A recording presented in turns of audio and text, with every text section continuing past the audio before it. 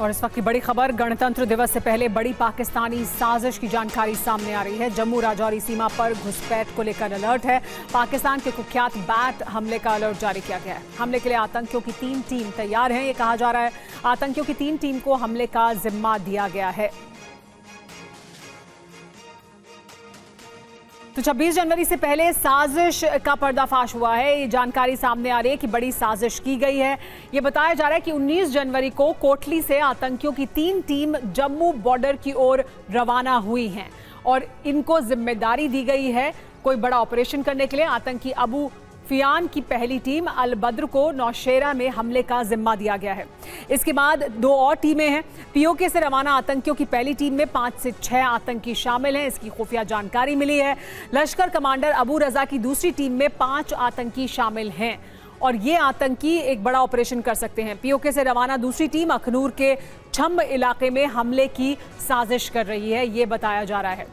तो लश्कर कमांडर शफकत की तीसरी टीम में 6 आतंकी शामिल हैं और वो भी हमला करने के लिए तैयार हैं। आतंकियों की तीसरी टीम की पाकिस्तान के इदारा हबीब से घुसपैठ की साजिश है, ये जानकारी सामने आ रही है। तो बड़ी साजिश के लिए जानकारी सामने आ रही है। TV9 भारतवर्ष संवाददाता रमन सैनी हमारे साथ जुड़ गए हैं। रमन, ये जो जानकारी है उसके बाद क्या कुछ किया जा रहा है और किस तरह की तैयारी की गई है?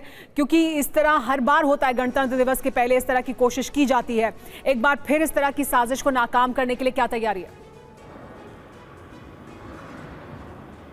जी हाँ, बिल्कुल सुमेरा, देखिए जिस तरीके से गणतंत्र दिवस के आसपास में जनरल इनपुट्स बहुत सारे मिल रहे थे इंटेलिजेंस इनपुट के हवाले से, लेकिन इस बार जो इनपुट जनरेट हुआ है वो बेहद स्पेसिफिक है। और ये जो कोटली का ट्रेनिंग कैंप है, जहाँ पर अल बदर और लश्कर तोयबा का एक ज्वाइंट ट्रेनिंग कैंप है, वहाँ से 3 टीमों को एमरजेंसी रूट के माध्यम से जम्मू कश्मीर के बॉर्डर की तरफ भेजा गया है। जिस तरीके से आप बता रही थी कि पहली टीम जो है वो अल बदर कमांडर अबू फियान के नेतृत्व में नौशहरा के बिल्कुल ठीक सामने भीमर का इलाका पड़ता है, जहाँ आपको याद होगा कि जब सर्जिकल स्ट्राइक हुआ था तो एक इलाका भीमर का भी था जहां पर भारतीय सेना ने घुसकर आतंकी कैंप को ध्वस्त किया था। उस इलाके में पहुंची है, वहां से घुसपैठ करने की कोशिश कर रही है। दूसरी टीम जो अबू रजा के नेतृत्व में जो लश्कर तोयबा का कमांडर है वो छम सेक्टर पड़ता है अखनूर के ठीक सामने, वहां पर पहुंचा है। और तीसरी टीम शफकत कमांडर लश्कर तोयबा का जो है वो पहुंचा है इदारा हबीब इलाके, जो बिल्कुल आरसपुरा के सामने पड़ता है, यानी कि इंटरनेशनल बॉर्डर के ठीक सामने। इन सभी टीमों में 5 से 6 आतंकियों की जानकारी है, यानी कि कुल मिलाकर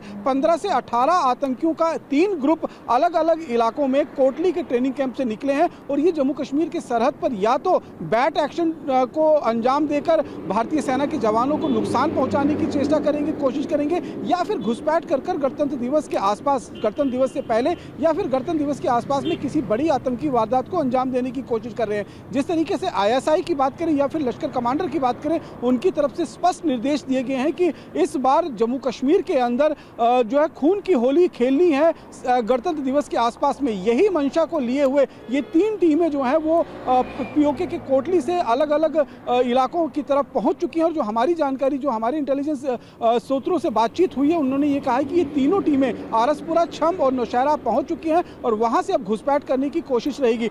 इस इंटेलिजेंस इनपुट के बाद इन तीनों इलाकों में सुरक्षा व्यवस्था को और चाक-चौबंद कर दिया गया है। हालांकि जो सीमा थी भारत पाकिस्तान, चाहे वो अंतर्राष्ट्रीय सीमा हो, चाहे लाइन ऑफ कंट्रोल, पुख्ता कर दिया है सुरक्षा व्यवस्था को और ज्यादा, लेकिन ये बहुत सटीक और प्रिसाइज इंफॉर्मेशन और जानकारी मिली है, इस वजह से और ज्यादा पुख्ता तौर पर तैयारी की जा रही है ताकि इन आतंकियों के मंसूबों को विफल किया जा सके। बहुत शुक्रिया इस तमाम जानकारी के लिए।